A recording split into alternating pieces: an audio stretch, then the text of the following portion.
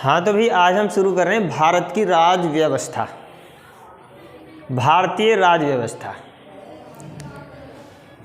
Start करते हैं। भारत की राज्य व्यवस्था।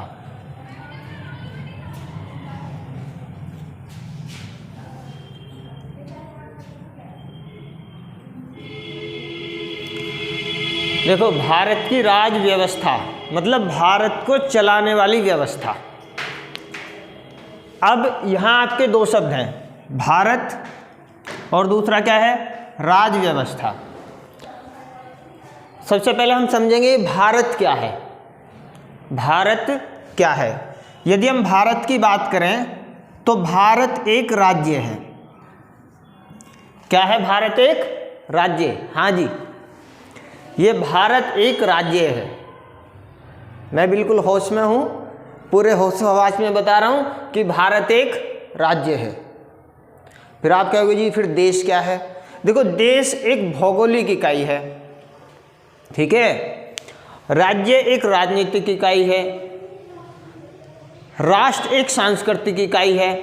अभी हम पढ़ेंगे उनके बारे में भी। अब ये राज्य, भारत एक राज्य कैसे है? भारत एक राज्य है क्योंकि राज्य होने के लिए भाई चार बातें होना जरूरी है। कौन कौन सी? यदि हम राज्य देखें तो एक भूमि का टुकड़ा होना चाहिए, मतलब जमीन होनी चाहिए। दूसरा, उस जमीन पर जनसंख्या होनी चाहिए, जनसंख्या। तीसरा, एक सरकार होनी चाहिए। क्या होनी चाहिए? सरकार। चौथा संप्रभुता होनी चाहिए। क्या होनी चाहिए? संप्रभुता। संप्रभुता। अब आप खुद ही सोचो भाई, भारत के पास भूमि है क्या? बिल्कुल है। जनसंख्या है भारत के पास? जनसंख्या है, फटने को तैयार है, इतनी है बेहिसाब। सरकार है, हाँ जी, मोदी सरकार है, एक सशक्त सरकार है। संप्रभुता है।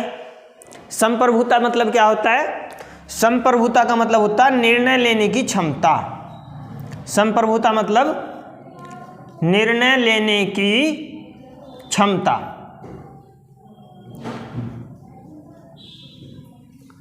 क्या भारत सरकार भारत के विषय में निर्णय ले सकती है? भाई, भारत को रूस से S-400 खरीदना है, ठीक है। अमेरिका मना कर रहा है मत खरीदो, तो क्या भारत खरीदने का नहीं? बिल्कुल खरीदेगा। भाई, भारत को जरूरत है तो खरीदेगा। भाई, ये भारत का अपना निर्णय है। जैसे कि मेरा निर्णय है, मुझे खाना खाना या नहीं खाना, वो मेरी मर्जी है ना। ये मेरा अपना निर्णय है, मेरे पास संप्रभुता है, निर्णय लेने की क्षमता है। अब वो बाहर से मान लो, वो एक अलग बात है। किसी के पास होता है कि नहीं बाबू नहीं खाना, नहीं, लेकिन मेरे पास ऐसा कुछ नहीं है। मुझे खाना है तो खाना, नहीं खाना तो नहीं खाना, ठीक है। तो भारत क्या है? आपका एक राज्य है। अब आप सोचोगे भारत में जो 28-29 हैं ये क्या है?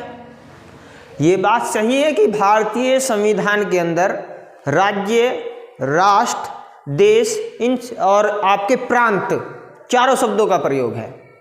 लेकिन अंग्रेज जो जब यहाँ आए थे तो उन्होंने क्या कहा था उस समय? उस समय उन्होंने भारत के, जैसे आपका बंगाल हुआ, बंगाल को क्या कहा? बंगाल प्रांत। बम्बई आपका प्रांत, मद्रास प्रांत। यानी कि उसने इन्हें क्या कहा? प्रांत कहा, राज्य कहा नहीं कहा। लेकिन वास्तव में भारत क्या है? एक राज्य है, ठीक है। अब इसके बाद बात करते हैं।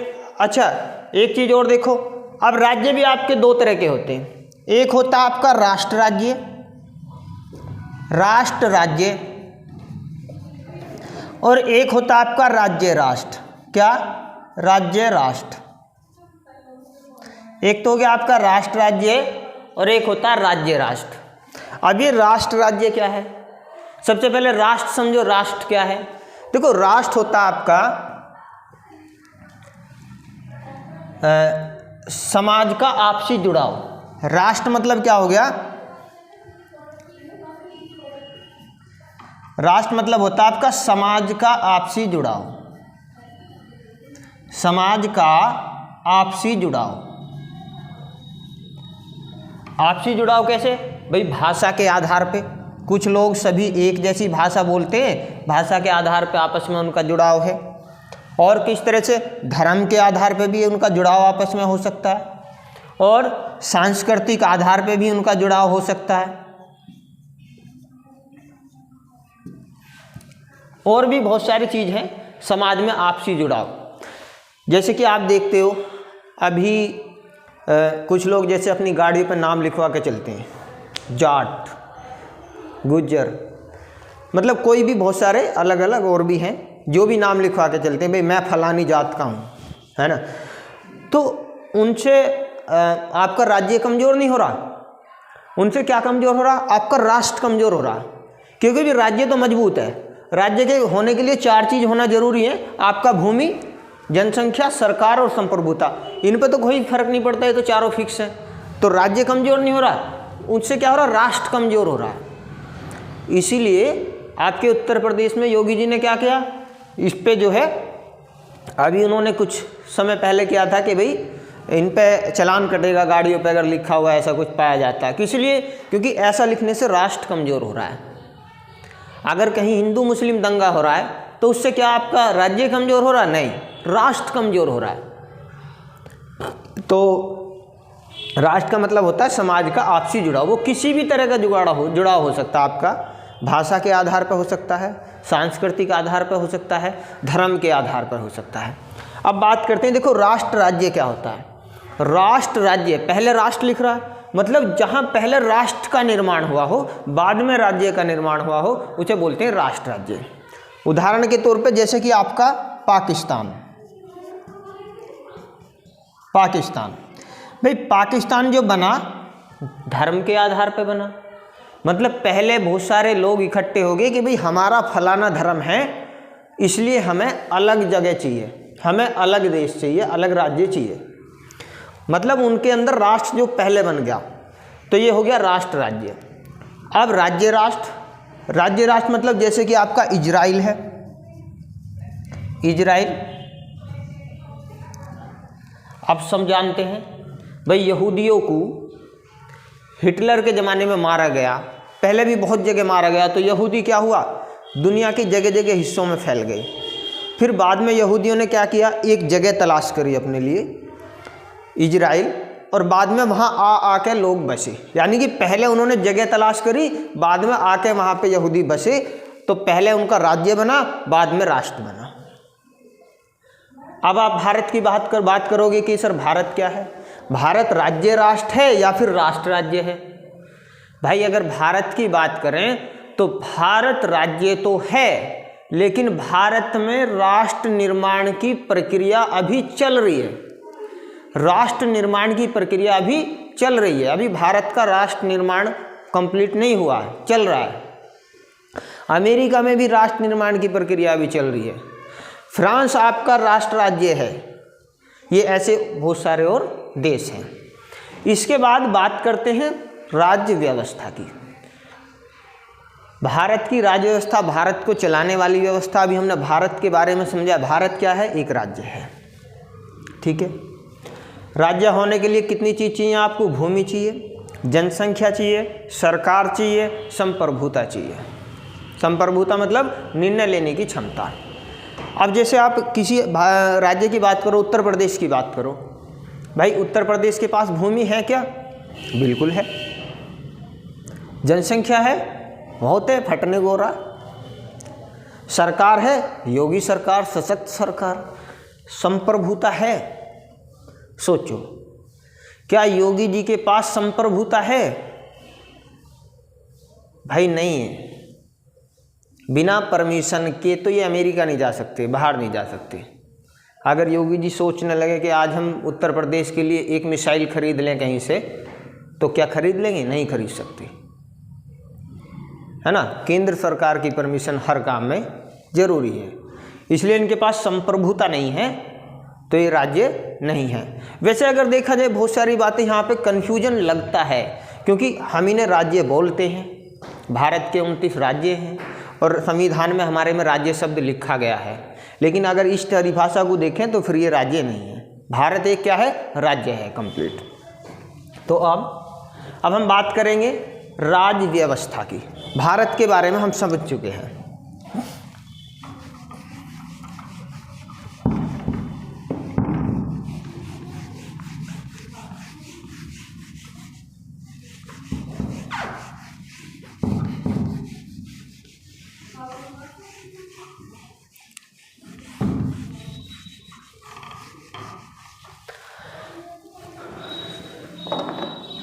अब राज्य व्यवस्था की बात करते हैं। भारत की जो राज्य व्यवस्था चलती है, कैसे चलती है भाई? उन्हें चलाने के लिए कौन कौन सी बातें हैं? एक तो हमारा संविधान। भारत की राज्य व्यवस्था किससे चलती है? संविधान से। और किससे चलती है भाई? और हमारे शासन के अंगों से। शासन के अंग। और किससे चलती है? और आपके संवैधानिक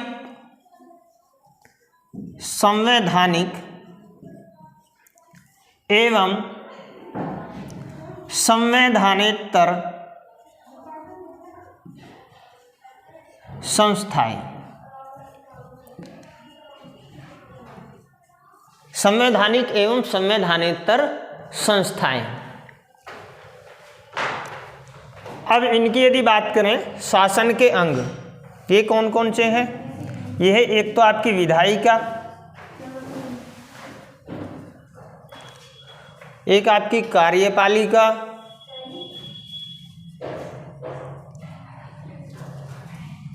और दूसरा न्यायपालिका।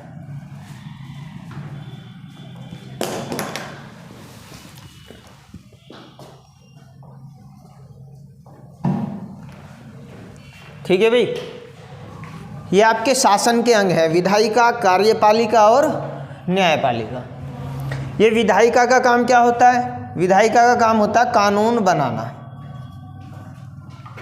कानून बनाना। और कार्यपालिका कानूनों को लागू करना, इसका काम होता है कानूनों को लागू करना।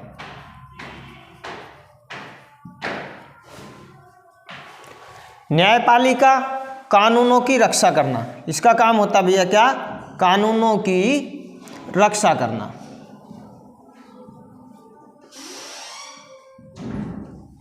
ठीक है। अब जो आपकी संवैधानिक संस्था, संवैधानिक संस्था क्या होती है? जो संस्थाएं या जिन संस्थाओं का उल्लेख हमारे संविधान में है वे कहलाती है संवैधानिक संस्थाएं, जैसे कि यूपीएससी, कैग। और संवैधानेतर मतलब जिन संस्थाओं का उल्लेख संविधान में नहीं है वे कहलाती है हमारी संवैधानेतर संस्थाएं, जैसे कि आपका लोकपाल, नीति आयोग। बात करते हैं संविधान की। संविधान क्या है?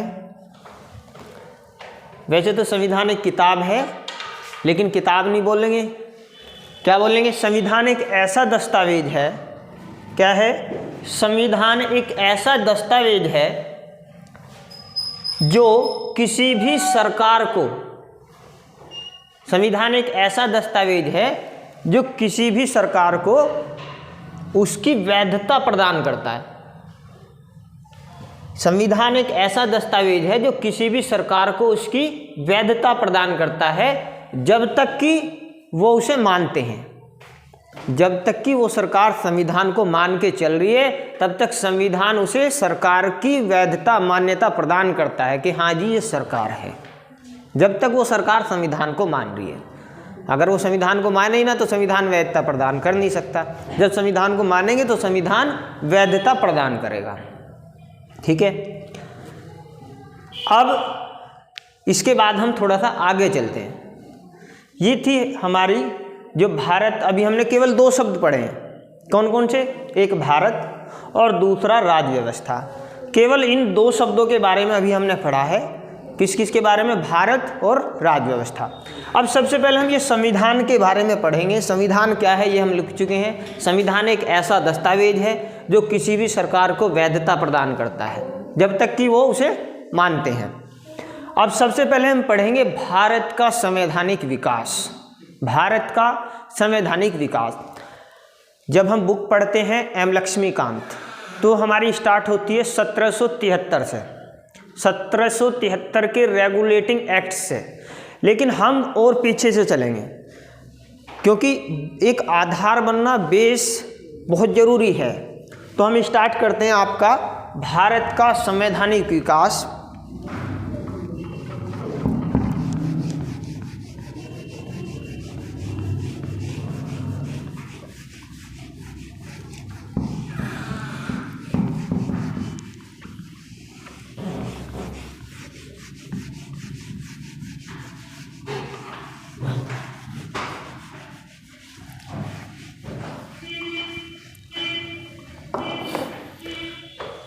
ये क्लास थोड़ी सी ध्यान से आपको समझनी है, क्लास थोड़ी सी बड़ी होने वाली है।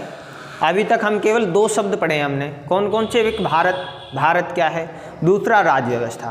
अब हम पढ़ेंगे भारत का संवैधानिक विकास। भारत का संवैधानिक विकास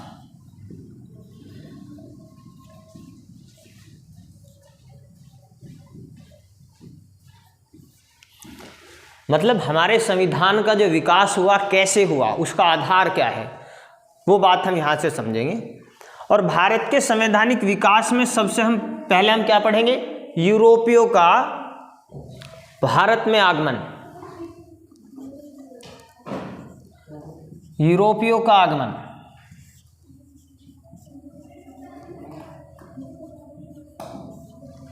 यूरोपीय भारत में आए, किस लिए आए? व्यापार के लिए, व्यापार करने के लिए।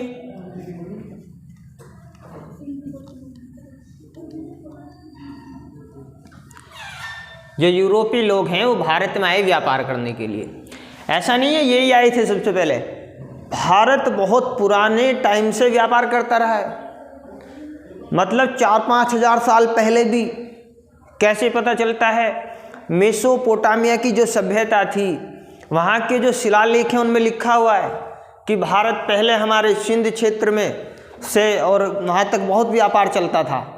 ये इनकी नई बात नहीं है। लेकिन अगर हम यहाँ से पढ़ना शुरू करें तो सबसे पहले आते हैं भारत में कौन? आपके पुर्तगाल। आपके पुर्तगाली सबसे पहले भारत में आए, कब? सन 1498 में।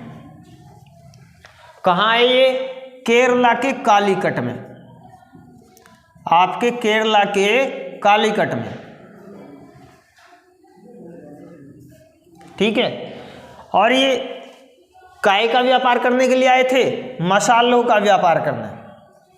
काय का व्यापार करने? मसालों का व्यापार।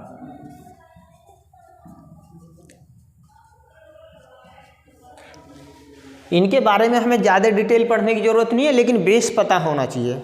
अब इनके बाद भाई पुर्तगाली आए 1498 में। कहाँ आए? केरला के कालीकट में। काय का व्यापार करने? मसालों का व्यापार करने। इनके बाद आते हैं भारत में डच। डचों की बात करते हैं।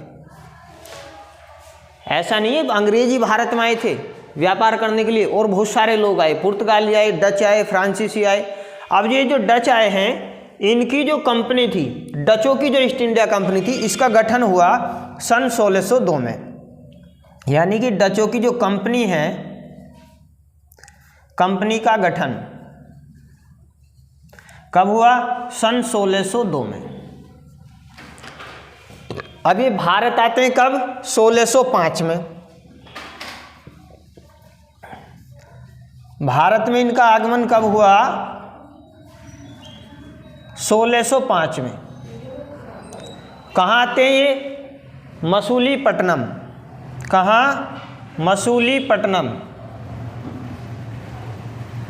ये मसूलीपट्टनम कहाँ है?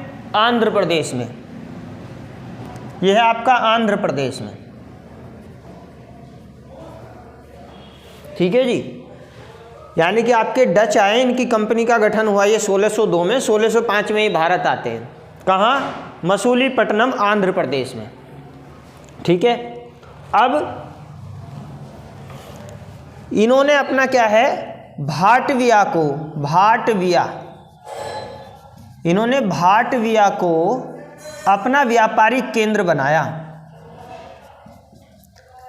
व्यापारिक केंद्र, मतलब उस समय का जो भाटविया था, आज की डेट में उसे क्या कहते हैं, आज का इंडोनेशिया, आज का इंडोनेशिया, उस समय ये भाटविया था। ठीक है। उसके बाद इन्होंने क्या काम किया, 1745 में, कब, 1745 में अपने सभी व्यापारिक केंद्र अंग्रेजों को बेच दिए। अपने सभी व्यापारिक केंद्र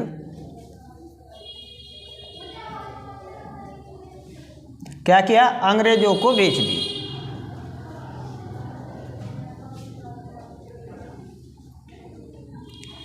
ठीक है जी। इसके बाद आते हैं आपके फ्रांसिस, यानी कि सबकी बात करेंगे जो जो भारत में आए हैं थोड़ी थोड़ी, और मेन बात हमें किन की करनी है, ब्रिटिश की, यानी कि अंग्रेजों की। तो अभी आपके आते हैं पुर्तगाली 1498 में, कहाँ है ये, केरला के कालीकट में, किस लिए, मसालों का व्यापार करने के लिए। फिर आपकी डच आते हैं, डचों की कंपनी का गठन 1602 में हुआ। भारत में कब आए, 1605 में। कहाँ पर आई ये, मसूलीपट्टनम, मसूलीपट्टनम, मसूलीपट्टनम कहाँ, आपका आंध्र प्रदेश में। इन्होंने भाटविया को अपना व्यापारिक केंद्र बनाया, भाटविया मतलब जो आज का इंडोनेशिया है। और सन 1745 में बाद में जाके इन्होंने अपने सभी व्यापारिक केंद्र अंग्रेजों को बेच दिए। अब बात करते हैं किसकी, फ्रांसिस की, जो फ्रांसिस कंपनी यहाँ पे आई।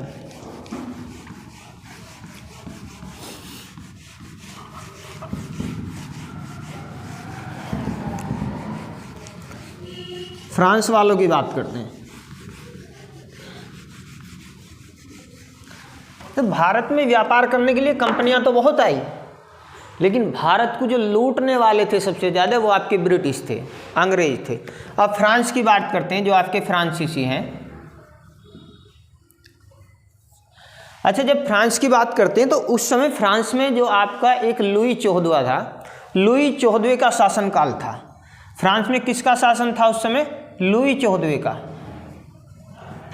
लुई 14वां, लुई 14वें का शासनकाल था। अब ये जो लुई 14वां था, ये था मतलब एक रंगीला टाइप शासक था। रंगीला टाइप मतलब अपनी मस्ती में मस्त है, इसे कुछ मतलब नहीं कहाँ क्या हो रहा, कैसे हो रहा। तो इसका एक वित्त मंत्री हुआ करता था, लुई 14वें का एक वित्त मंत्री था, उसका नाम था कोलबर्ट। क्या नाम था उसका, कोलबर्ट।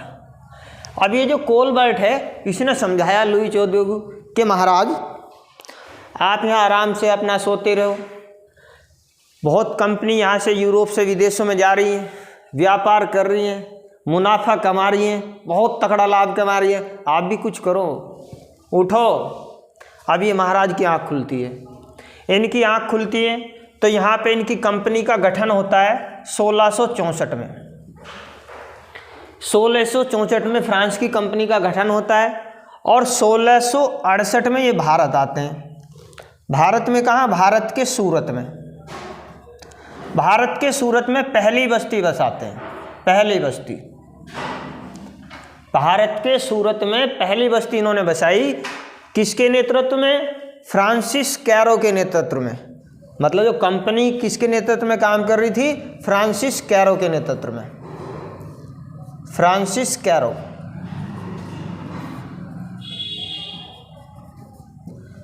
उसके बाद 1673 में ये दूसरी बस्ती बसाते हैं, कहाँ पे, आपके पांडिचेरी में, दूसरी बस्ती। कहाँ, पांडिचेरी। किसके नेतृत्व में ये दूसरी बस्ती आपकी बसाते हैं, फ्रांस मार्टिन के नेतृत्व में, फ्रांस मार्टिन। ठीक है सर, एक कहानी की तरह समझते चलना। अब इनके बाद आते हैं मैन, जिनके बारे में हमें वास्तव में पढ़ना, कौन, ब्रिटिश। जब हम ब्रिटिशों की बात करते हैं तो ब्रिटिश जो कंपनी थी उसका आपका गठन होता है सन 1600 में, सन 1600 के चार्टर से आपकी British company, British east India company का गठन होता है। आप सुनना ध्यान से, ये है मेन पॉइंट। आपकी जो ईस्ट इंडिया कंपनी है इसका जो गठन होता है वो होता है आपके 1600 के चार्टर से।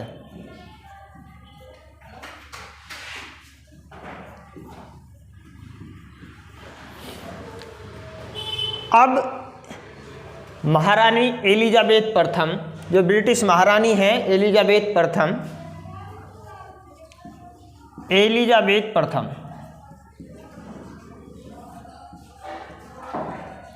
ये इन्होंने जो है इस कंपनी को 15 वर्षों का व्यापारिक एकाधिकार दिया।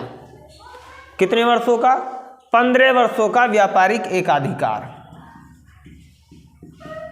15 वर्षों का व्यापारिक एकाधिकार। व्यापारिक एकाधिकार मतलब इन्होंने कह दिया कि तुम एक काम करो, पूर्वी एशिया में जाओ और जाके व्यापार करो, 15 वर्षों तक कोई नहीं आने वाला, तुम ही हो, तुम्हारा व्यापारिक एकाधिकार है, जाके व्यापार करो 15 वर्षों तक। अब यहाँ से शुरू होते हैं भाई साहब। ये भाई साहब क्या करते हैं, जैसे आ जाए अपना सामान वामान बेचा, निकल लिए, फिर धीरे धीरे समय बढ़ता गया। बाद में अब ये 2000 आपके 1608 में क्या करते हैं, सोचते हैं कि भारत में आके स्थायी रूप से अपना बस जाते हैं, यही व्यापार करेंगे।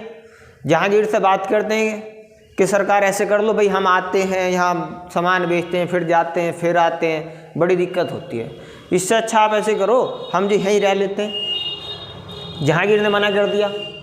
मतलब 1608 में ये आए थे बसने के लिए और 1608 में इनका हो गया जहांगीर से लफड़ा, मतलब झगड़ा।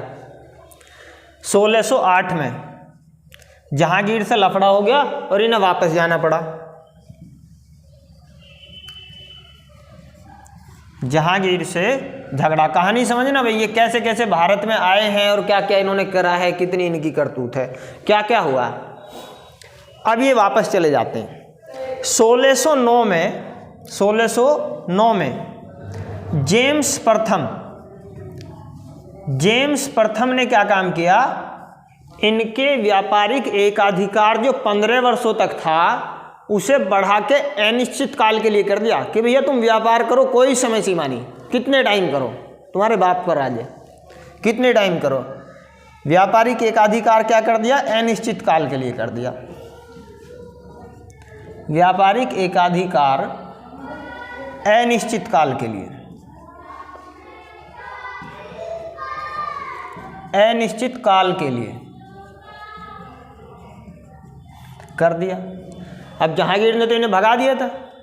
अब ये जो है जहांगीर को समझाते हैं कि जी मान जाओ, ऐसा हम यहाँ आते हैं, बड़ा अपना व्यापार करने आते हैं, पता नहीं कैसे कैसे काम हम करते हैं, बड़ी परेशानी होती है, हम यहाँ आ जाएंगे तो बड़ी मेहरबानी होगी आपकी। तो जहांगीर को खेलिए समझा लेते हैं, इतना मुश्किल भी नहीं था उन्हें समझाना, वो भी ऐसे ही थे। अब ये वापस आते हैं सन 1613 में और सूरत में अपनी पहली स्थायी बस्ती बसाते हैं। सूरत में पहली स्थायी बस्ती।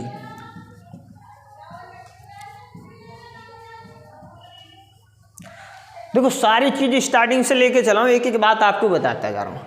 सूरत में ये पहली स्थायी बस्ती बताते हैं। इसके बाद ये क्या करते हैं, सन 1639 में मद्रास पे नियंत्रण करते हैं, यानी कि मद्रास को अपने नियंत्रण में ले लेते हैं। मद्रास को नियंत्रण में ले लेते हैं।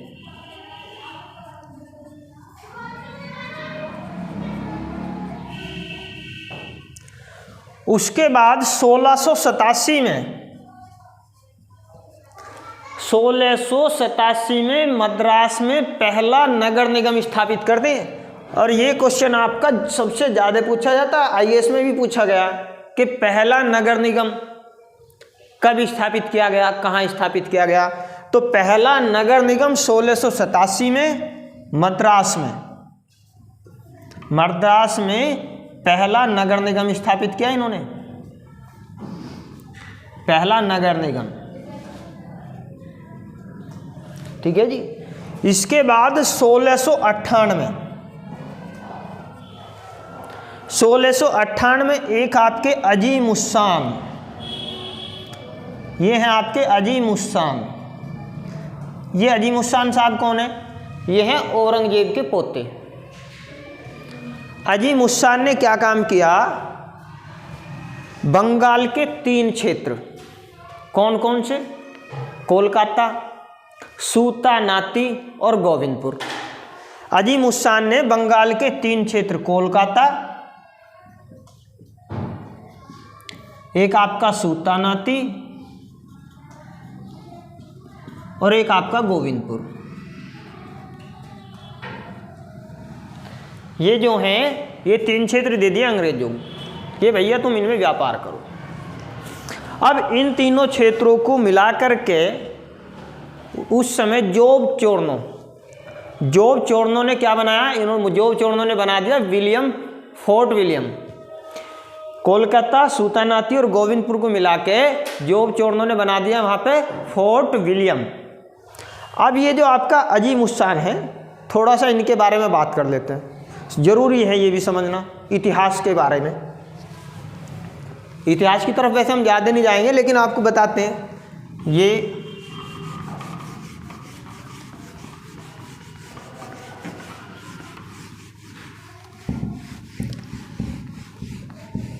औरंगजेब जो था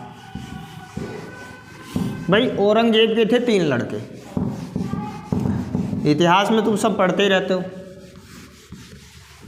यहाँ ये समझना थोड़ा जरूरी है। देखो ये आपका औरंगजेब है,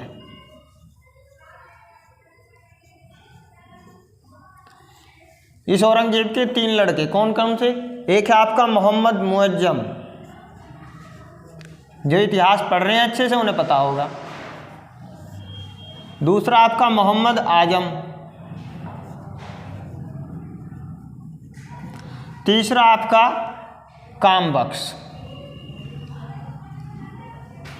ठीक है जी। अब ये जो मोहम्मद मुअज्जम है, औरंगजेब के मरने के बाद, भाई औरंगजेब कब मर गया? औरंगजेब मर गया 1707 में मर गया था। ठीक है।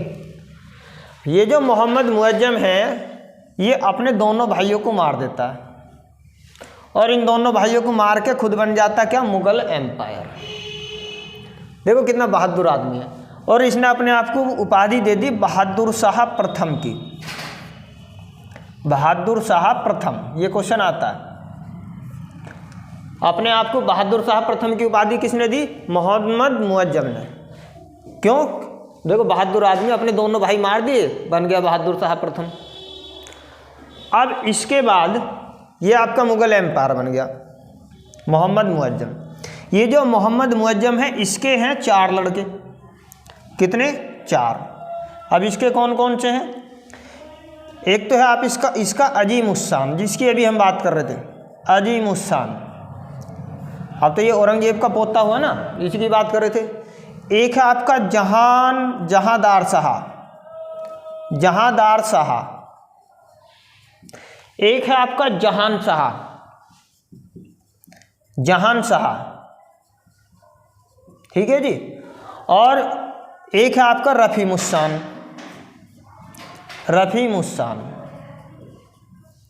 ये 4 लड़के हैं। अब मोहम्मद मुअज्जम के मरने के बाद इन चारों में झगड़ा हो जाता है। मतलब समझो, औरंगजेब के 3 लड़के, तीनों में झगड़ा हुआ, मोहम्मद मुअज्जम ने दोनों को मारा, खुद बन गया शहंशाह। अपने आप को उपाधि दे दी बहादुर शाह प्रथम। कितना बहादुर आदमी है, भाइयों को मारकर। उसके बाद ये देखो, ये कितने लालची हैं सत्ता के। मतलब अब ये मर जाता है मोहम्मद मुअज्जम, तो इसके 4 बेटों में झगड़ा हो जाता है। और ये इतने लालची थे कि ये जो मोहम्मद मुअज्जम है, इसकी लाश 1 महीने तक दफनाई नहीं गई। 1 महीने तक इसकी लाश ऐसे ही पड़ी रही, दफनाई नहीं गई मोहम्मद मुअज्जम की। बाद में इनमें आपस में कुछ सुलह हुई, जो भी हुआ, तो ये जो जहांदार शाह है, ये बनता है मुगल एम्पायर, ये बनता है शासक। ठीक है। अब ये जो आपका अजीम उस्सान है, इसका बेटा था फर्रुखसियर। कौन? फर्रुखसियर। बाद में जाके ये फर्रुखसियर क्या करता है? ये इसका अपने चाचा का कर देता कत्ल, चाचा को मार देता है। और चाचा को मार के फिर ये बन जाता है क्या, शासक। यही हुआ इनमें यही हुआ। अब ज़्यादा इतिहास में नहीं पहुँचते, इतनी जानकारी आपको समझ में आ गई। अजीम उस्सान की हम बात कर रहे थे। अजीम उस्सान ये वही अजीम उस्सान है जिसने सबसे पहले अंग्रेजों को बंगाल के 3 क्षेत्र कोलकाता, सुल्तानाती और गोविंदपुर व्यापार के लिए दे दिए, और उन्हें मिला करके उन्होंने क्या बनाया वहाँ पे, जोब चोर्नो ने फोर्ट विलियम। अब आगे पढ़ते हैं।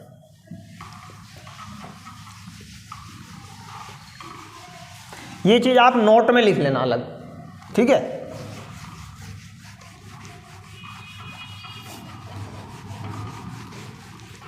अब ये जो आपका फर्रुखसियर था, अजीम उस्सान का बेटा, इस फर्रुखसियर ने क्या किया,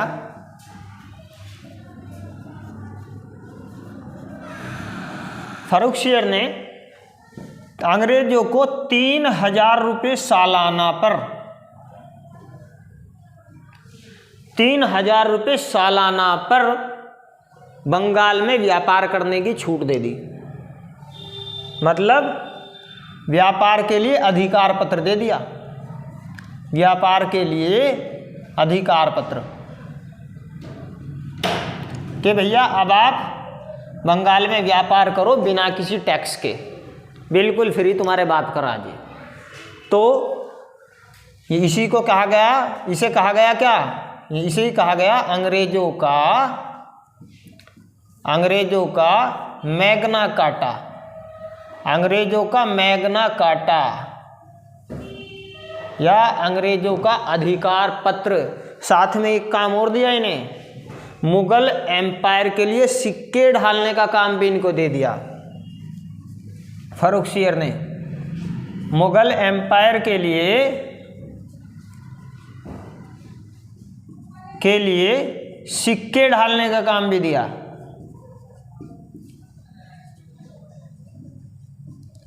सिक्के ढालने का काम भी इनको दे दिया, ठीक है जी। ये कहानी हुई यहाँ तक, फर्रुखसियर तक। अब यहाँ से थोड़ा सा साइड में भी समझना जरूरी है। साइड में समझोगे कैसे,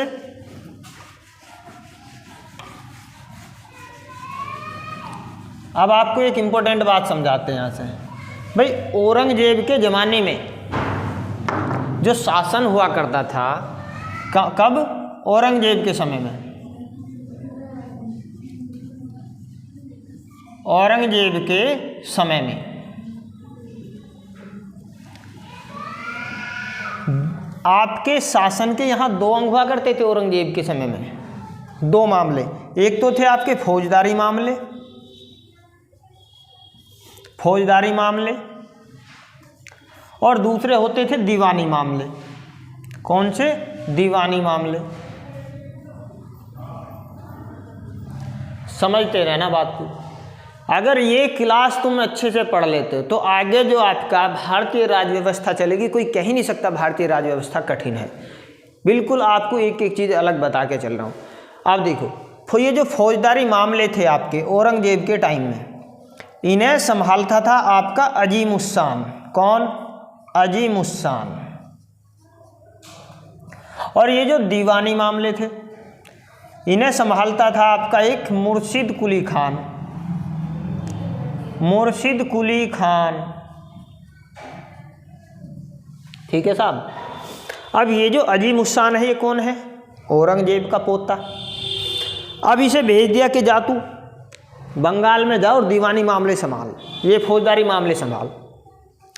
अब ये तो भाई क्योंकि राजा का लड़का है, औरंगजेब का पोता है, तो ये ज़्यादातर क्या करता था, ये रहता था ज़्यादातर कहाँ, दिल्ली दरबार में। ये ज़्यादातर रहता था कहाँ, दिल्ली दरबार में। मतलब ये था कि इसकी अनुपस्थिति में फौजदारी मामले भी कौन संभालता था, मुर्शिद कुली खान। माने एक तरह से देखा जाए नाम तो इसका ही है, लेकिन दोनों को संभाल कौन रहा, मुर्शिद कुली खान। दीवानी मामले भी और फौजदारी मामले भी। बाद में क्या हुआ, बाद में ये हुआ कि ये अजीम उस्सान ने ये दोनों मामले किसे दे दिए, फौजदारी मामले और दीवानी मामले दोनों दे दिए इसे, किसे, मुर्शिद कुली खान को। दोनों मामले इसको दे दिए। अब भाई यही तो चाहता था, भाई बोले तो मुर्शिद कुली खान। भाई मतलब मुर्शिद कुली खान। भाई यही चाहता था कि दोनों मामले तेरे पास आ जाएं। अब भाई को दोनों मामले मिल गए, दीवानी मामले, फौजदारी मामले, सब कुछ भाई के हाथ में। अब जब सब कुछ भाई के हाथ में हुआ तो भाई ने क्या काम किया, अपने आप को दिल्ली से काटना शुरू कर दिया। दिल्ली से काटना शुरू कर दिया मतलब अब भाई अपनी मस्ती में मस्त है, वहाँ क्या हो रहा भाई को कोई मतलब नहीं। यहाँ से शुरू होता है नवाबों का चलन। कहाँ से? यहाँ से शुरू होता है नवाबों का चलन। आप सुनते नहीं, जो नवाब है ये वहाँ का नवाब है, ये फलानी जगह का नवाब है। यहाँ से आपका नवाबों का चलन शुरू होता है। और जो पहला नवाब बंगाल में बनता है वो आपका बनता है मुर्शिद कुली खान। ये है आपका पहला नवाब। पहला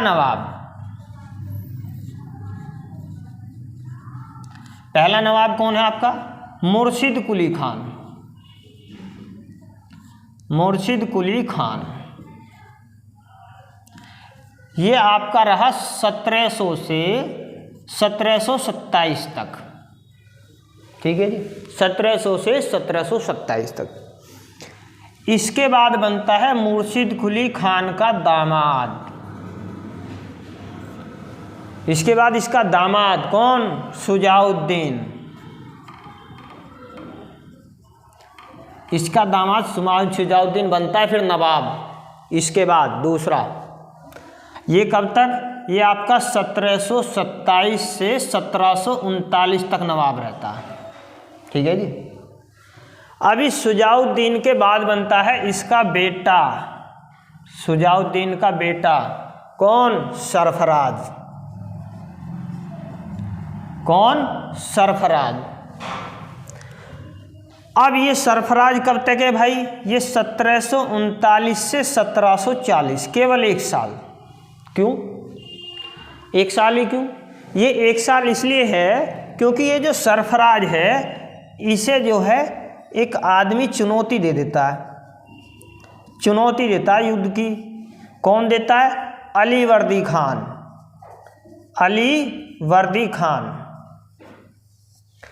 अली वर्दी खान क्या करता है? इसे चुनौती देता है। किसको? सरफराज को।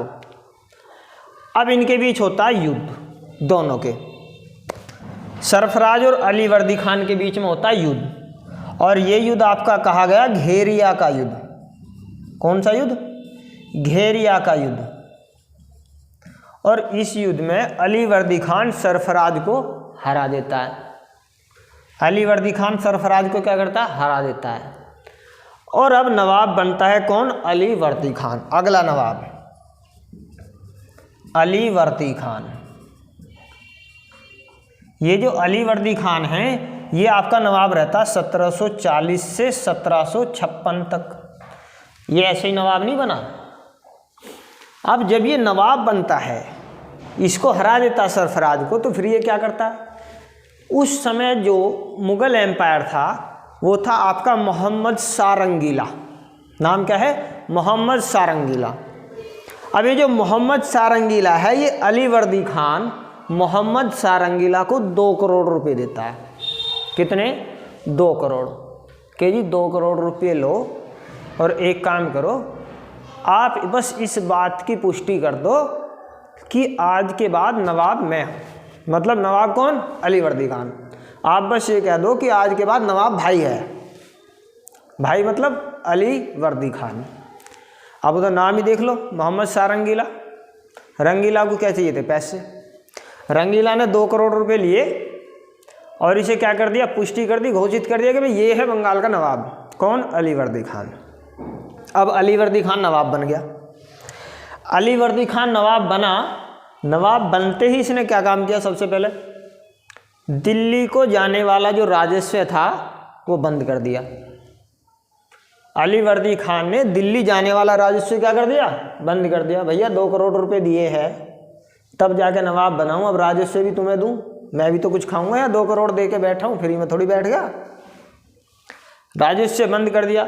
ध्यान रखना ये वही अली वर्दी खान है जिसने अंग्रेजों को क्या कहा? इसने कहा अंग्रेजों को मधुमक्खी का छत्ता। इस अली वर्दी खान ने अंग्रेजों को क्या कहा? मधुमक्खी का छत्ता। मधुमक्खी का छत्ता मतलब इसने मधुमक्खी के छत्ते से तुलना की अंग्रेजों की। इसने कहा कि भैया इन्हें छेड़ोगे तो ये मधुमक्खी की तरह हमें काट काट के मार देंगे, बहुत काटेंगे, चिपट जाएंगे। इन्हें नहीं छेड़ोगे आराम से तो ये हमें शहद देंगे। तो इसने अंग्रेजों को क्या कहा? मधुमक्खी का छत्ता। मधुमक्खी का छत्ता अंग्रेजों को किसने कहा? अलीवर्दी खान ने। अब ये अलीवर्दी खान क्या बन गया? नवाब बन गया। 2 करोड़ रुपए देके अपना नवाब बन गया 1740 से 1756 तक। अब इसके बाद नवाब बनता है अलीवर्दी खान का नाती। नाती मतलब इसकी लड़की का लड़का, अलीवर्दी खान की लड़की का लड़का। नोट करते रहना भाई एक एक चीज।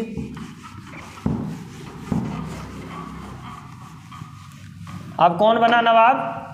अलीवर्दी खान का नाती, अलीवर्दी खान का नाती और नाती। इंक लिया ना भाई? इंक की डिब्बी। तो अलीवर्दी खान का नाती बनता है और इसका नाम क्या है? इसका नाम है सिराजुद्दौला। सिराजुद्दौला, ठीक है जी। ये आपका रहता है 1756 से 1757, केवल 1 साल। केवल 1 साल, केवल 1 साल क्यों भाई?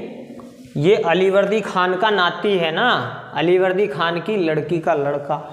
अब सोचो, जब कोई भी लड़की का लड़का बनेगा तो अलीवर्दी खान के जो पारिवारिक हैं, चाचा थाऊ वगैरह वगैरह, एकदम सबकी जाग लग गई, चिढ़ गए सब। मतलब हम यहाँ हैं, मतलब हम नहीं बन सकते, मतलब यही बनेगा, है ना, ये बनेगा मतलब।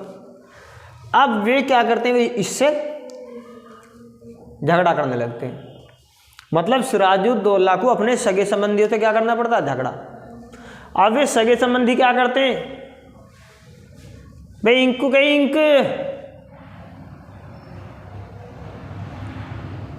इंक ला रहे हो भाई?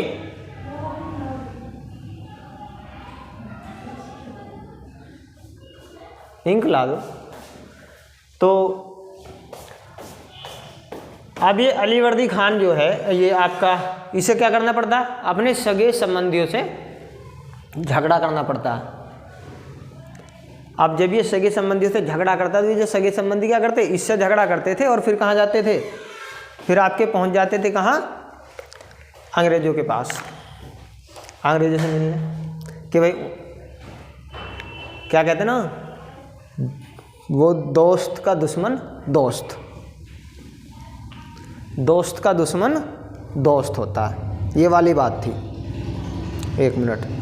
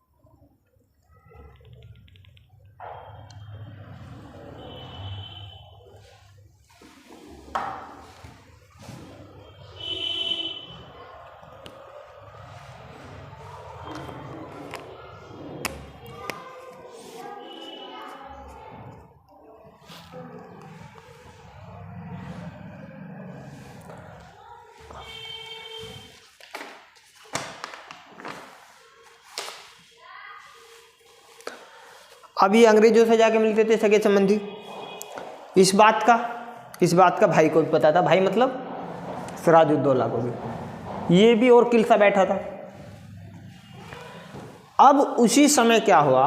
अंग्रेजों से हो गई एक गलती। गलती क्या हुई?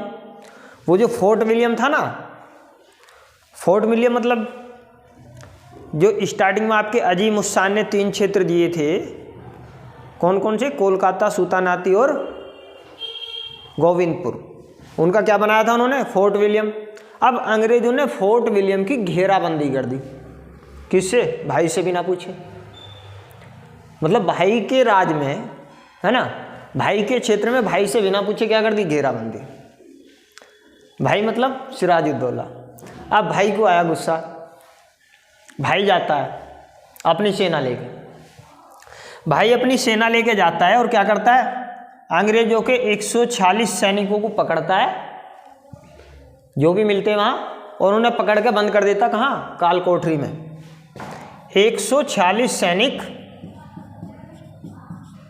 इनको पकड़ता है और काल कोठरी में बंद कर देता।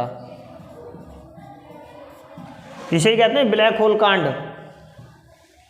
मतलब ये जो था इसे ही क्या कहते हैं? ब्लैक होल कांड। ठीक है जी। 146 सैनिक पकड़ता है, काल कोठरी में बंद कर देता भाई। अब अगले दिन भाई कोठरी खोलता है तो उन 146 में से केवल 23 ही जिंदा बचते हैं, बाकी सब मर गए। मतलब ये जो भाई है आपका सिराजुद्दौला, जब आप बुक में देखोगे, पढ़ोगे, पहले भी आपने पढ़ा होगा एनसीईआरटी में, तो भाई की जो अगर तस्वीर देखे तो भाई लगता बहुत सीधा साला भला मानस, बहुत सीधा लगता बिल्कुल। लेकिन भाई कितना खतरनाक निकला। भाई ने ऐसी मौत दी कि ऐसी काल कोठरी में बंद कर दिया, ना खाना ना पीना ना हवा ना कुछ नहीं। मतलब 146 में से 23 बचे। कितने बचे? 23 बचे अगले दिन। अब इस बात का पता चलता किसे? एक काम और किया भाई ने। वो जो फोर्ट विलियम था, भाई ने क्या काम किया? सैनिक पकड़े जो वहाँ थे, सब काल कोठरी में बंद करे। फोर्ट विलियम का नाम बदल के क्या कर दिया? अलीनगर।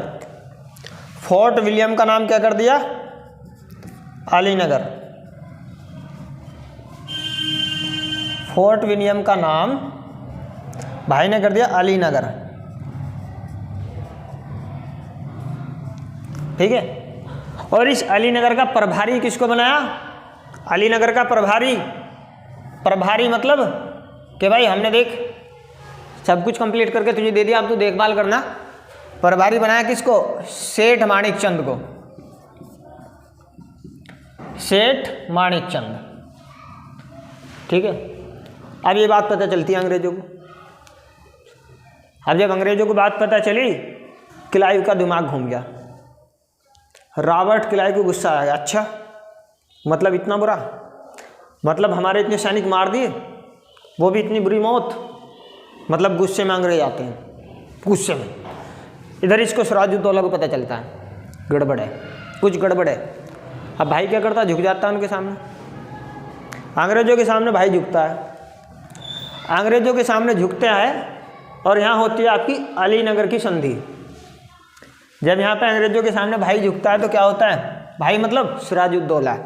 ठीक है। यहाँ होती है अलीनगर की संधि।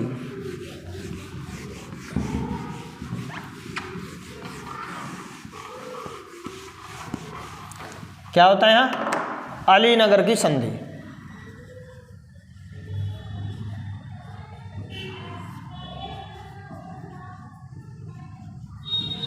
ठीक है।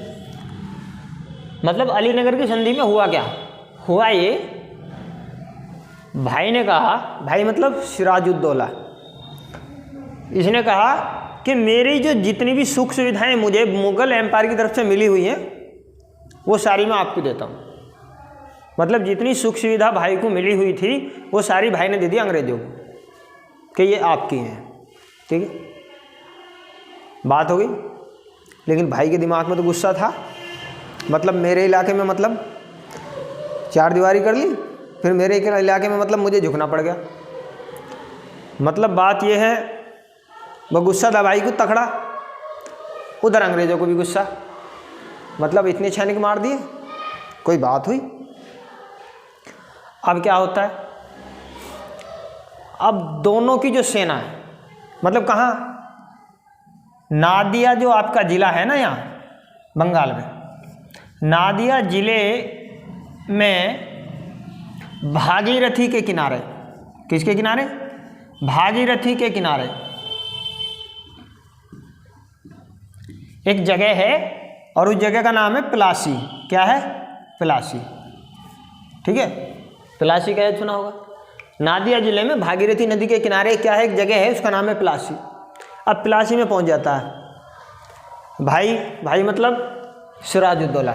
भाई पहुंचता अपनी सेना लेकर, कितनी? 50,000। भाई 50,000 सैनिक भाई के पास पहुंच जा। उधर अंग्रेज आ जाते हैं। अंग्रेजों के पास सेना कितनी? 1100 सैनिक थे अंग्रेज। 1100 अंग्रेज सैनिक थे, 200 भारतीय सैनिक, 200 भारतीय। ठीक है जी।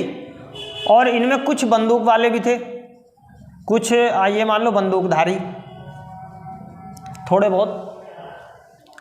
अब देखो, देखने में क्या लग रहा है? भाई के पास 50,000 हैं, सिराजुद्दौला के पास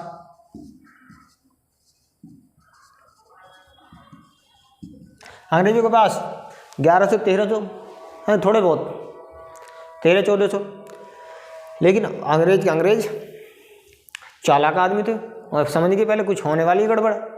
अब अंग्रेजों ने पहले क्या किया था, भाई के 50,000 सैनिक थे, लेकिन भाई के जो खास खास लोग थे, भाई के खास खास लोग कैसे? जैसे कि भाई का सेनापति मीर जाफर, सेनापति को उस समय क्या कहते थे? मीर बख्शी। अब ये मीर जाफर भाई का सेनापति, और कौन? और वही जो भी बनाया था अलीनगर का प्रभारी सेठ माणिकचंद। सेठ माणिकचंद ये भाई के खास आदमी थे। और कौन? खादिम खान। ठीक है जी। और कौन आपके? राय दुर्लभ। और कौन है आपके? अमीर चंद।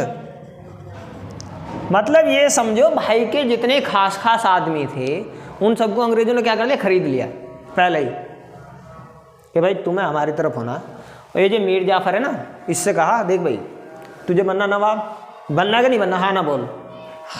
अब मीर जाफर है ना, हाँ जी बनना है। बनना तो तू एक काम कर, बस तुझे हमारी तरफ से बैटिंग करनी है।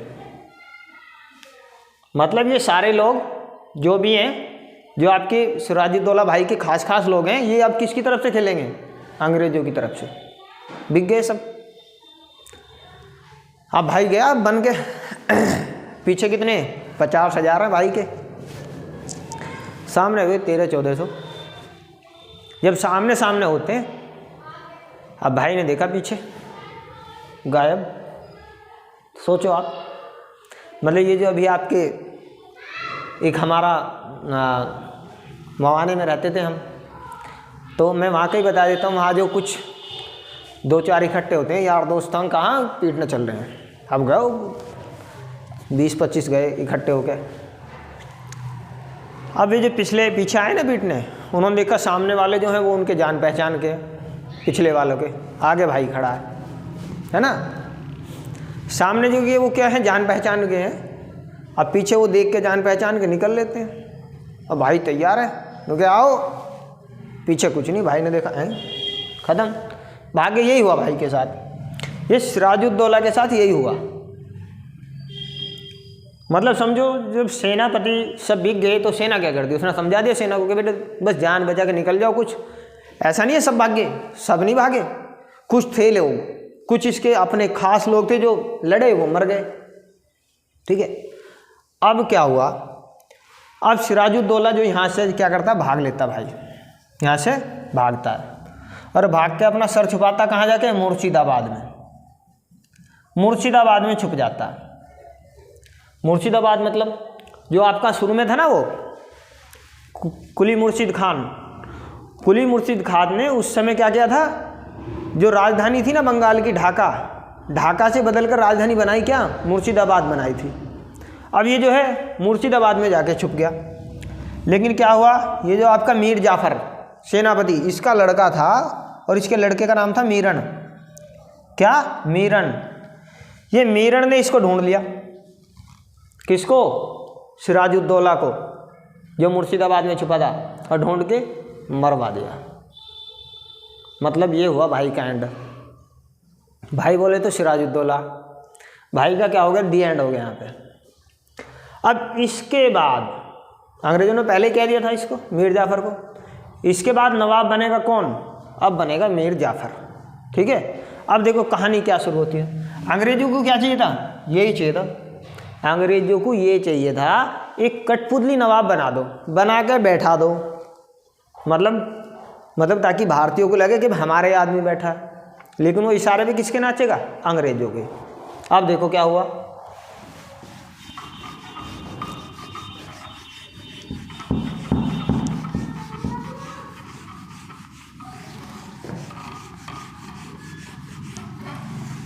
इसके बाद ये हुआ, इसके बाद क्या हुआ भाई? अब हाँ, अब नवाब कौन बन गया आपका? नवाब बन गया आपका मीर जाफर। और ये मीर जाफर कब तक रहा आपका? 1700 कहाँ तक था? 1757 से 1760 तक ये आपका मीर जाफर। अब क्या हुआ है? अब तो अंग्रेजों ने बनाया है। किसने बनाया? अंग्रेजों ने। अब अंग्रेजों ने इसे लूटना शुरू किया। इतना टैक्स दे हमको, यहाँ दे, यहाँ छूट दे, यहाँ हम रहेंगे, यहाँ तो नहीं रहेगा, ये करेंगे, वो करेंगे। ये परेशान, मतलब एक तरह से क्या बना दिया? कठपुतली। जहाँ जरा था बोले हमारी बिल्ली हमें में हो, भाई किसने बनाया तुझे? हमने बनाया, हमने बनाया। अब ये परेशान हुआ। अब इसने परेशान होकर क्या सोचा? इसने क्या किया? इसने सहायता, इसने सोची भारत में डच भी तो थे, भाई डच भी तो थे भारत में। अब ये डचों के पास गया कि भैया एक काम कर दो, क्या? मैं तुम्हें बाद में मदद कर दूंगा तुम्हारी, तुम यार मेरी मदद करो, इन अंग्रेजों को भगवाओ यहाँ से। डचों ने कहा कौन? कि भाई तुम्हारे ही भाई हैं, यूरोप के ही हैं। जो डचों ने बताया, अच्छा वाह, हमें बता तू, अब निकाला हमने, वाह तुम की परेशान हुए हमारे होते हुए। अब ये जो है डचों से इसने सहायता मांगती है, कहने सहायता मांगी किससे? डचों से। अब डच और ये भाई साहब मीर जाफर अंग्रेजों के सामने आ जाते हैं।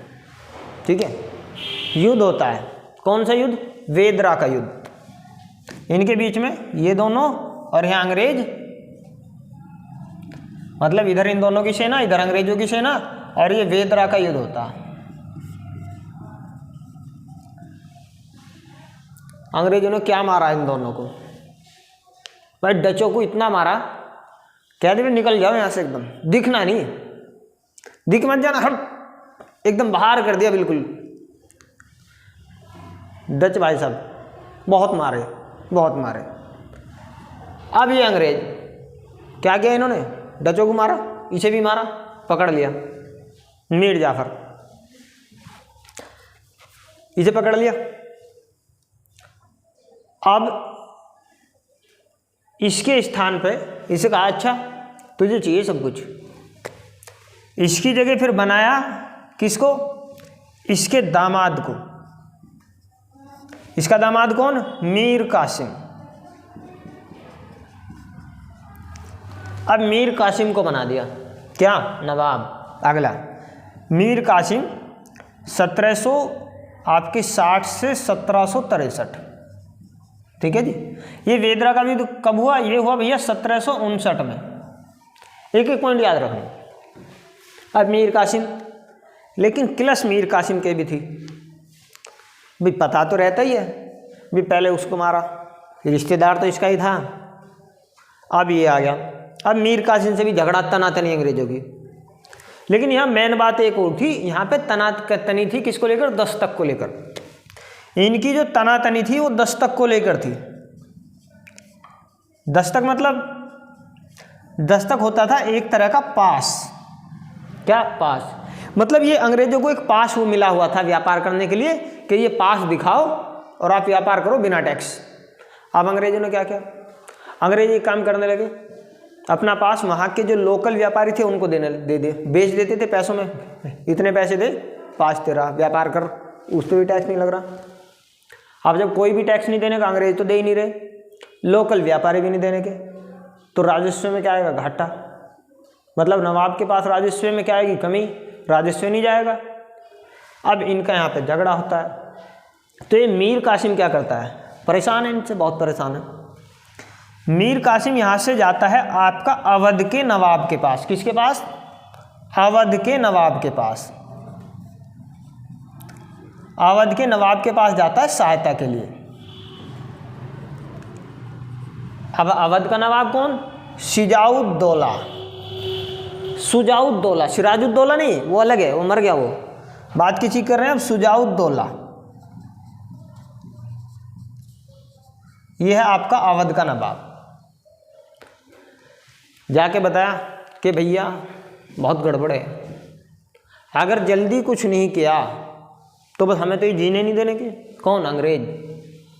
अब शुजाउद्दौला इतना कहा, भाई अच्छा ऐसा कुछ हो रहा है, इतना कुछ हो रहा है, तो भाई इतना कुछ हो रहा है तो इसकी तो हमें सूचना देनी चाहिए। किसे? मुगल एम्पायर को। मुगल एम्पायर उस समय कौन था?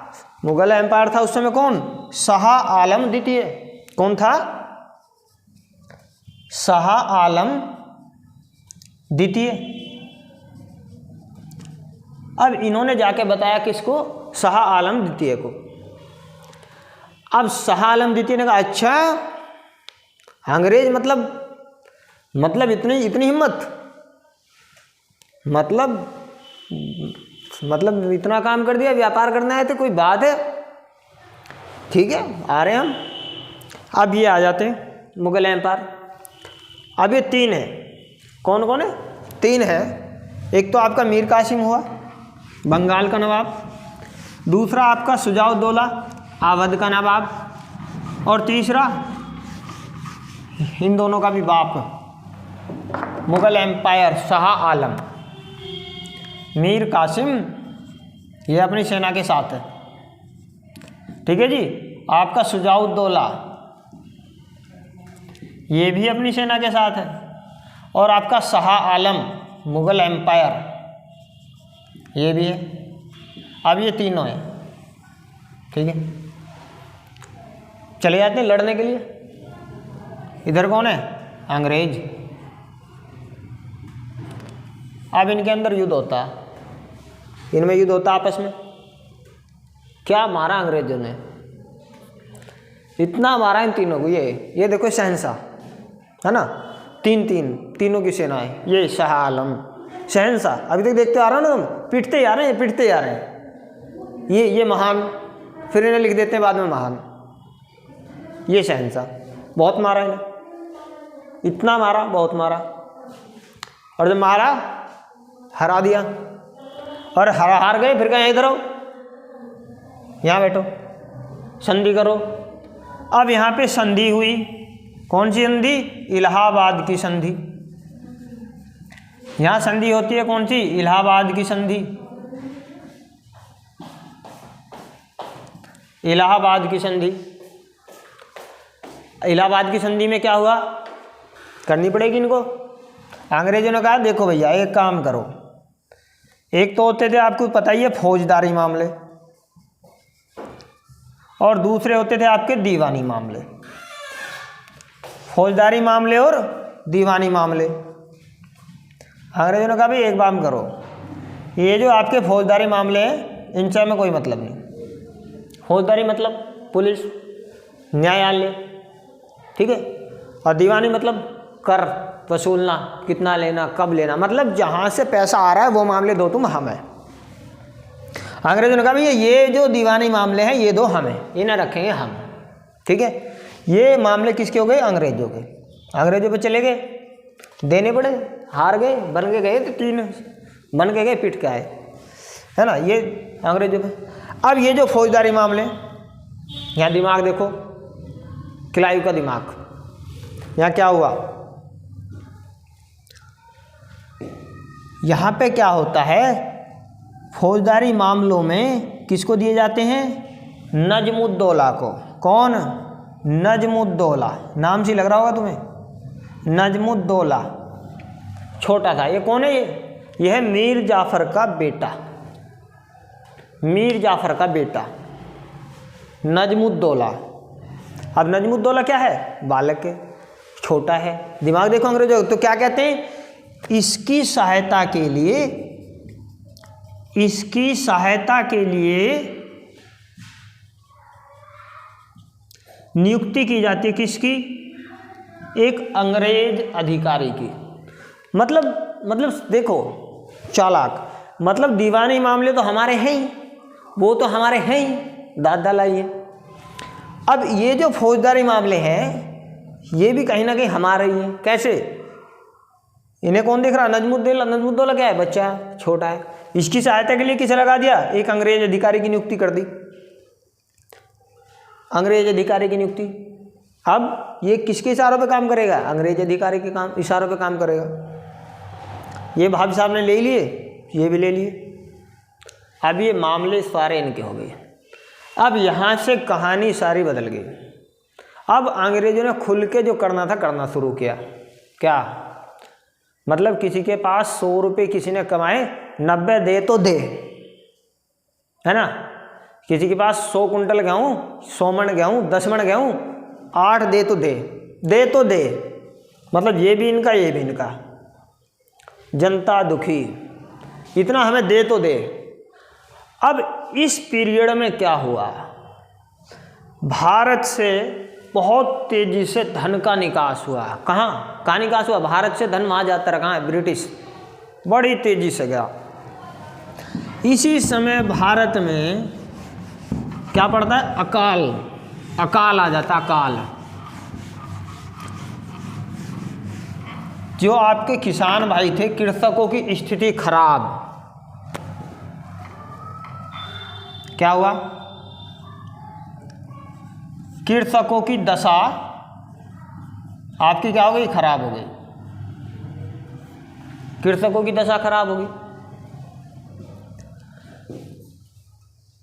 आप जो आपकी खेती थी, कृषि से जो आय थी वो भी खराब। सब लूट रहे अंग्रेज, 11 सब कुछ। साथ ही साथ एक काम और हुआ। क्या? ईस्ट इंडिया कंपनी के रिवेन्यू में भी कमी आई। चौंकना मत। जो आपकी ईस्ट इंडिया कंपनी है इसके रिवेन्यू में भी कमी आई।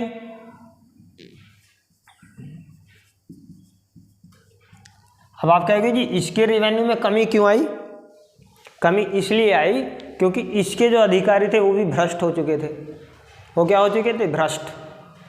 उन्होंने अपना निजी व्यापार करना शुरू कर दिया। कंपनी के लिए तो बैठे थे, बस नाम मात्र के, व्यापार अपना अलग शुरू कर दिया। अब जब इसमें कमी आई, अब ये खबर कहाँ पहुँचती है? ब्रिटिश सरकार के पास। खबर पहुँच गई ब्रिटिश सरकार के पास। अब आप कहोगे जी ब्रिटिश सरकार, हाँ एक बात और याद रखना भाई, जो डचों की कंपनी आई, पुर्तगाल की आई, फ्रांस, वे सारी कंपनी क्या थी? सरकारी। वे कंपनी थी आपकी सरकारी। और ये जो ईस्ट इंडिया कंपनी आपकी ब्रिटिश की थी, अंग्रेजों की, ये थी कंपनी प्राइवेट। कैसी थी ये? प्राइवेट। आप कहोगे सर प्राइवेट थी तो फिर एलिजाबेथ ने इन्हें 15 वर्षों का एकाधिकार कैसे दिया और फिर आपके जेम्स प्रथम ने अनिश्चित काल के लिए कर दिया? भाई वो इसलिए कर दिया क्योंकि उनका कंपनी में हिस्सा था। उनका कंपनी में क्या था? हिस्सा था। सरकार का हिस्सा था, कुछ हिस्सा था। सरकारी कंपनी नहीं थी, प्राइवेट कंपनी थी। अब क्या होता है? पता चल जाता है सरकार को। अब जो ये आपकी जो ईस्ट इंडिया कंपनी बनी थी, इस पर कितने मेंबर थे? स्टार्टिंग में 24। यानी कि जो आपका COD था, court of director, court of director में कितने? 24 व्यक्ति थे जो मेन मुख्य थे उस समय। अब क्या हुआ? सरकार को पता चलता है, ब्रिटिश सरकार के पास बात पहुंची। उन्होंने बुलाया क्लाइव को कि तू यहाँ आ जा वापस। और बुला के उससे कहा मतलब तू इतना निहायती बेकार आदमी है, मतलब हम दुनिया में सबसे महान आदमी, हम श्वेत गोरे हैं, और तूने वहाँ जाके बेचारों के साथ इतना बुरा किया तूने, इतना परेशान कर दिया उन्हें। मतलब हद है भाई। इतनी बेइज्जती करी क्लाइव की। क्लाइव भाई ने कर ली आत्महत्या। हाँ जी, क्लाइव भाई ने आत्महत्या कर ली। बेइज्जती इतनी हुई उसकी, क्लाइव भाई ने सोचा मैंने इनके लिए इतना कुछ किया, इतना कुछ यहाँ भेजा, मेरी बेइज्जती, इतनी बेइज्जती की आत्महत्या कर ली उसने। अब ये मत सोचो कि सरकार कह रही है तूने इतना उनके साथ इतना बड़ा। सरकार इनकी भी बाप निकलेगी, वो इनके भी बाप निकलेंगे, वो क्लाइव से भी बड़े महा, समझ जाओ। बहुत हरामी है। अब आगे आगे देखते जाओ होता है क्या।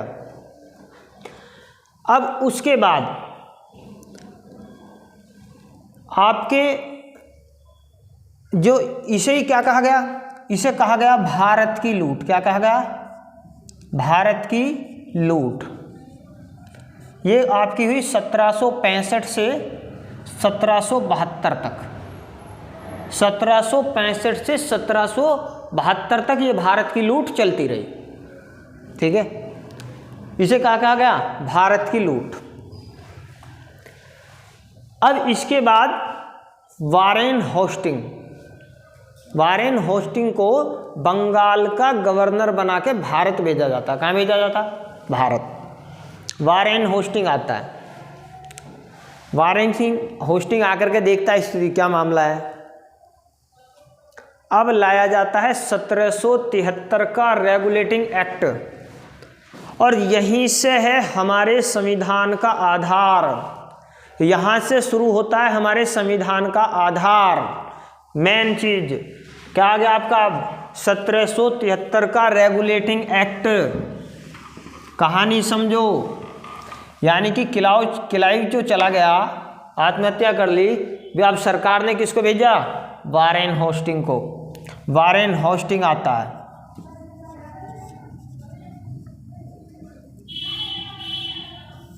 Warren hosting. अब ये जो वारेन होस्टिंग है, इसके साथ में क्या लाता है? ये 1773 का रेगुलेटिंग एक्ट।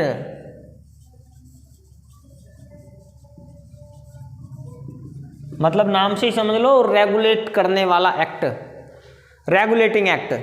मतलब अब ये हुआ कि भाई जो जो काम होना है सब लिखित में होना है, ऐसे ऐसे काम करेंगे और सुधार मतलब करेंगे। अब इस रेगुलेटिंग एक्ट में क्या हुआ? अब ध्यान से सुनना, क्वेश्चन बनता है यहाँ से। सबसे पहला काम ये हुआ कि ईस्ट इंडिया कंपनी पर सरकार के नियंत्रण का, ईस्ट इंडिया कंपनी पर सरकार के नियंत्रण का ये पहला प्रयास था। क्या था? पहला प्रयास। ईस्ट इंडिया कंपनी पर सरकार के नियंत्रण का ये पहला प्रयास है। ठीक है भैया। कौन सा? 1773 का रेगुलेटिंग एक्ट। अब इस 1773 के रेगुलेटिंग एक्ट में क्या किया गया? बंगाल के गवर्नर का नाम बदल के क्या कर दिया? Governor general. बंगाल के गवर्नर का नाम बदलकर क्या कर दिया भैया? Governor general. मतलब जी, गवर्नर जनरल। जी लिख रहा हूं। मतलब जो पहले जी था, जो गवर्नर था, उसे बाद में कर दिया जी, गवर्नर जनरल कर दिया। तीसरा यहां से क्या शुरू हुआ? यहां से तीसरा हुआ शक्तियों का केंद्रीकरण हुआ। शक्तियों का केंद्रीकरण। भाई शक्तियों का केंद्रीकरण कैसे हुआ? केंद्रीकरण ऐसे हुआ, आपके पास 3 प्रेसिडेंसी थी ना, 3 प्रांत थे आपका, बंबई, मद्रास और कौन सा था? और आपका कौन था? बंगाल। ठीक है जी। अब बंगाल के गवर्नर का नाम क्या हो गया? Governor general. और ये जो आपके बंबई और मद्रास हैं, ये दोनों मिला के मतलब इन्हें किसके अधीन कर दिया? इन दोनों को अधीन कर दिया किसके? इसके गवर्नर जनरल के अधीन।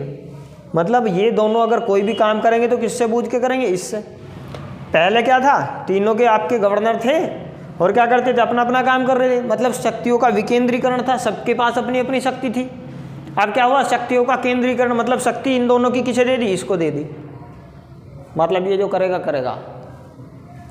ये आपका 1773 का जो रेगुलेटिंग एक्ट है, ये हमारे संविधान का आधार है।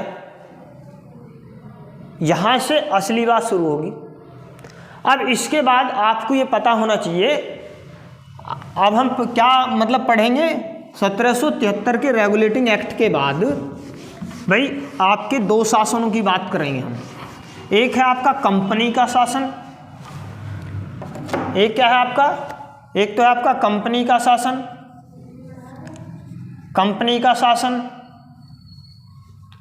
और दूसरा है आपका ताज का शासन। कौन सा शासन? ताज का शासन। ताज मतलब सरकार का शासन, ब्रिटिश सरकार का शासन। अब ये जो कंपनी का शासन है ये आपका 1773 से लेकर 1853 तक रहा, और ये जो आपका ताज का शासन है ये आपका 1858 से कहाँ तक है, जब तक देश आज़ाद हुआ 1947 तक। मतलब पहले जो कंपनी रूल कर रही थी, बाद में सरकार ने उसे पूरा का पूरा कहाँ ले लिया अपने हाथ में। कब? 1758 में। कहाँ? 1800 क्या कर दिया भाई, हाँ 1858 में कहाँ ले लिया, अपने हाथ में ले लिया पूरा का पूरा। अब ये जो 1773 का रेगुलेटिंग एक्ट है, इसके बाद और एक्ट आएंगे धीरे धीरे धीरे धीरे। क्या होता चला जाएगा, धीरे धीरे कंपनी पे शिकंजा कसा जाएगा, कंपनी पे धीरे धीरे नियम बनाए जाएंगे, कंपनी की जो पावर है कम किया जाएगा, और पावर धीरे धीरे कहाँ चली जाएगी, ताज के हाथ में। ताज मतलब सरकार के हाथ में, किसके? ब्रिटिश संसद के हाथ में। और बाद में धीरे धीरे एक समय क्या आएगा, ऐसा आएगा कि पूरा का पूरा शासन किसका हो जाएगा, ब्रिटिश सरकार का, ब्रिटिश संसद का। इससे आगे जो हम पढ़ेंगे नेक्स्ट क्लास में पढ़ेंगे। आज हमने केवल बेस तैयार किया, आधार तैयार किया है कि संविधान का आधार आपका 1773 के रेगुलेटिंग एक्ट से शुरू होता है, यहाँ से शुरू होता है संविधान का आधार। पूरी कहानी आपको बताई है। वीडियो एक बार, दो बार, तीन बार अगर देखोगे, चाहे भले ही आपको 2-3 बार देखनी पड़े, ये कहानी स्टार्टिंग के यदि आप समझ जाते हो, कहाँ से क्या क्या हुआ, कैसे हुआ, ध्यान रखना। IAS PCS की यदि आप तैयारी कर रहे हैं, और यदि आप किसी भी कंपटीशन की कर रहे हैं, तो इस सब के लिए इम्पोर्टेंट है, लेकिन बहुत ज़रूरी है। पीछे से कहाँ से शुरू किया हमने, 1458 से, और कहाँ तक आ गए, आपके 1773 तक आ गए। मतलब इसमें हमने, आप देख लो, लगभग 400-425 साल की बात की है। मतलब उसमें जो ऐसा है, सुनो, भारत की राज व्यवस्था पढ़ रहे हैं हमें भारत की राज व्यवस्था का ज्ञाता नहीं बनना। कोई भी आप सब्जेक्ट पढ़ते हो, आप इतिहास पढ़ते हो, इतिहास का ज्ञाता बनने के लिए तो नहीं पढ़ रहे। राज व्यवस्था का ज्ञाता बनने के लिए नहीं पढ़ रहे। भूगोल का ज्ञाता किस लिए पढ़ रहे हो? UPSC क्लियर करने के लिए, कंपटीशन पास करने के लिए, और उसके लिए जितना जरूरी है, इससे बाहर आपका कुछ भी नहीं है जितना आपको बताया गया है। आज की क्लास में इतना ही।